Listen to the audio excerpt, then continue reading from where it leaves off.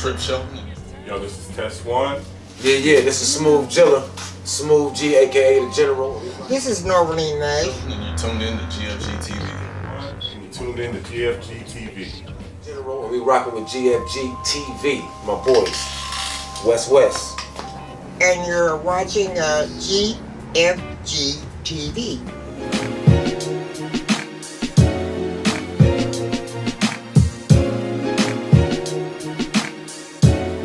West YouTube, this your boy Big Ray West. You tuned in to GFG TV. Yo, what's up? This is DJ X, and we're live here at GFG TV.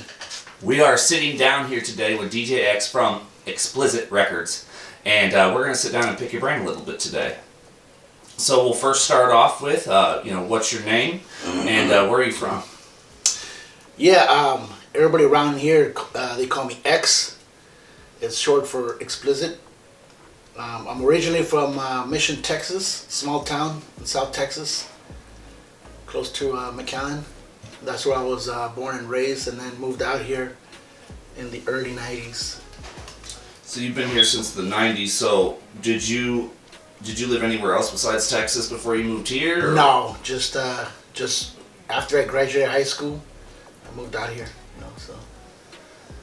What was that transition like from Texas? I mean, was it small town to big town or what? Yeah, it's a small town or big town, but the biggest difference was the weather. It's so hot out there and humid. And I remember when I first got here, it was around Easter, I think. There was snow on the ground, and man, that was a shocker for me. So Texas weather to yeah, snow. Oh, man. Yeah, it was in '91. I remember right after high school, and I was here until as soon as October came. It got too cold, and I was like, "F that! I'm moving back." So I moved back to Texas, and I stayed there for a little bit, but the money out here was way better. I mean, there's more job opportunities and everything. So, I had to make a decision whether either to stay in warm weather and be broke, or be in the cold and more opportunities. And I just moved out here. Yep. What was high school like down there? Like I said, it's a small town. I was the type of guy that I wasn't even popular at high school. I was more popular out in the streets. But it's not. I wasn't popular like in the streets doing street things. It was just, people know me out there for being one of the best hip hop dancers out there. Oh shit, he was a breaker. Yeah. I started with breaking, and then like hip hop dancing in the late '80s and early '90s, and I had three things that I was really good at. It was the hip hop dancing,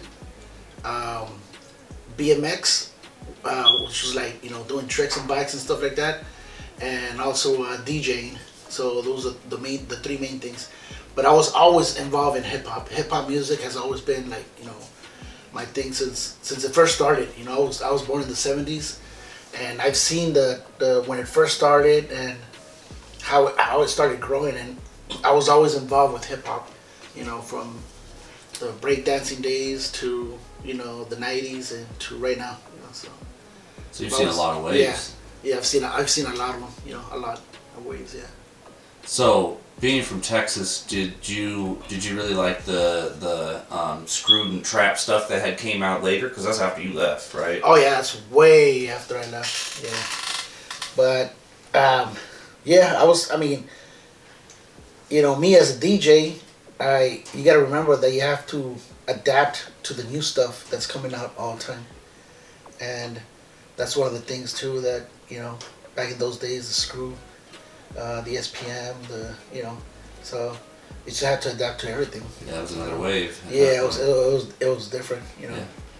That's cool. So you were obviously very busy doing. I mean, you said you were doing the hip hop dancing, BMX. Is that like the flat ground BMX? Yeah, the flatline. Yeah, so you guys were like doing tricks off the front wheels. Yep, doing all that stuff. Yeah, that's before like X Games. Yeah, way before X Games. I was I had to say like in the late '80s. I was doing that. So, I mean, I didn't look like this. I was like super skinny. I actually weighed 118 pounds when I graduated high school. Wow. I was so skinny. I mean, I did that hip hop dancing all the time, and then I did the BMX thing for like 8 hours, and it was just like, man, a lot of exercise, you know. But, And for the DJing, was that, did you do like private parties? Did you do clubs? well, the way I started was in, I think it was like in 89, 90, somewhere around there.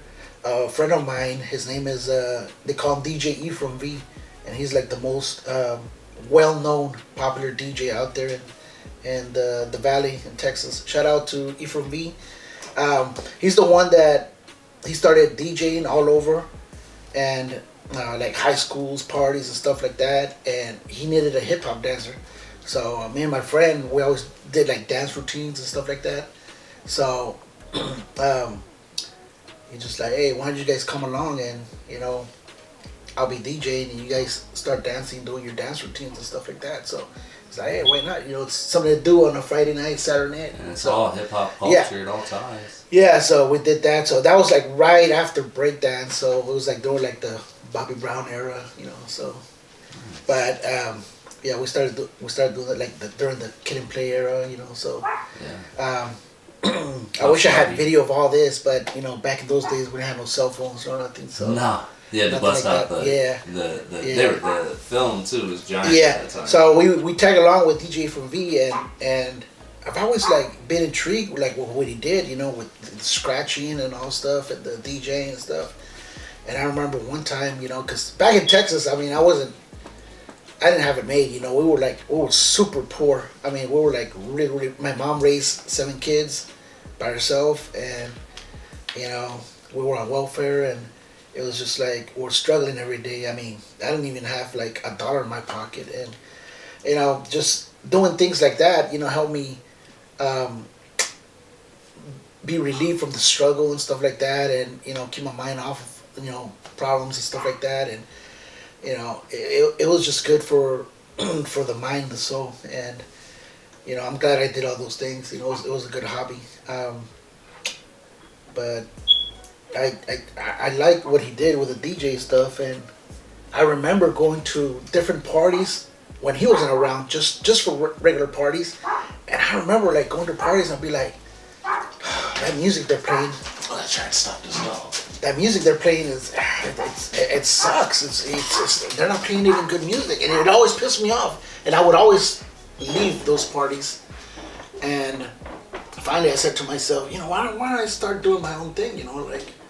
But then again, I was broke and stuff like that, and just little by little, I bought my first little turntable, and started doing party here and there, and I've always played the best music, And back in those days, we had cassettes, and I remember I used to do those mixtapes with cassettes, with all different types of music, and people would like them everywhere.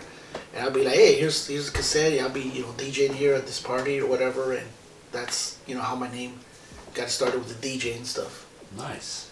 So, you're a teenager at that time, doing Yes. those things. Do you think that's where your entrepreneurial spirit got built? Yes. As a DJ, I've learned like the music aspects, and I was already in love with, the hip hop music, the hip hop culture, and everything. And that's how it all started. It built, and I just fell in love with it, and that's where my first passion came in to me. That I felt like this is the thing that I really wanted to do. So I had 3 hobbies, and I was busy with all 3 of them, but the DJ stuff it just drew me more and more, So It really, at that point in your life, Yeah. even looking back now, probably more so than ever, you could really. Yeah. So I had my turntables, and here's a crazy story, and it's super true. And I've told several people about this, but on camera I'm gonna tell it one more time. And when I moved to Iowa, to Des Moines, I remember in 1996, by that time I've already been DJing at clubs, I've been DJing at parties and stuff like that. I was even thinking about joining like those scratch battles and stuff like that. I had my routines going on, and that was pretty dope. I remember in 96 when let me rewind back. I went back to Texas in 91, and I came back in 95. So a year later, after being back in Des Moines, brought my turntables and stuff. I went to a party. You know, I didn't take my DJ stuff or nothing like that. I went to a party with my friends. You know, nothing, no big deal, whatever, right? You know, at this point I was already like, and I was already like 22 or something like that. And we're at a party, and then the party ended, and this girl said, "Hey, can you give my friend a ride?" And I said, "Your friend? Who's your friend or what?" It's like, "Oh, this guy named his name's Sid." You know, I was like, "Oh, okay. Well, I mean, where do you live?" You know, he's like, "He lives in Windsor Heights." It's like, "Oh no, there's no way I'm going all the way out there. There's a lot of cops, and I don't want to risk it." So it's like, nah, I'm good. I live in the south side, so I ain't gonna go all the way over there, and then, you know, at 2 a.m. That's a long way. Yeah. So then Sid came up and he's like, "Hey, I got some turntables. You know, I heard you were a DJ."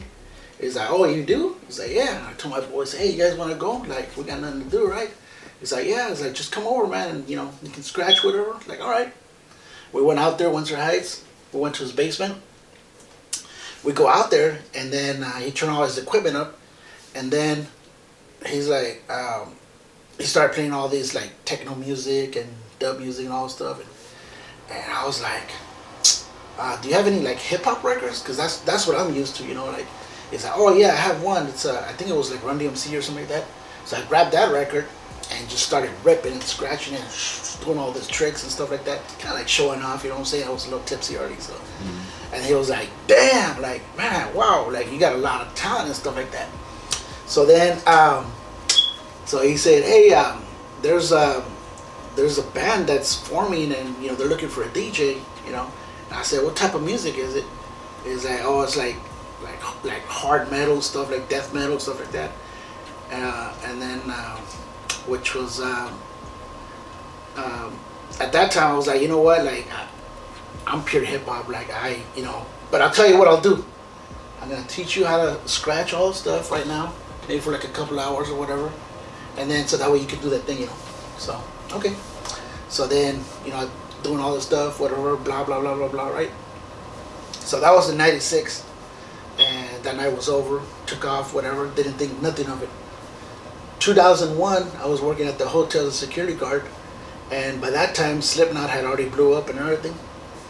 Bus pulls up, and then Sid comes out with all these tattoos, and I didn't recognize him. He had all these tattoos. He was like, "Hey, I know who you are." I was like, nah, trust me, you like, I don't know who you are. He's like, no. I know exactly who you are. It was like, "No, trust me, I've never seen you, like, just keep it moving, you know." He's like, no, "You're the guy that I remember back in, you know, this year, '96. I don't remember if it was '96 or '97. You were teaching me how to scratch or whatever, right?" He's like, "Hey, remember that band I was talking about?" He's like, "Yeah,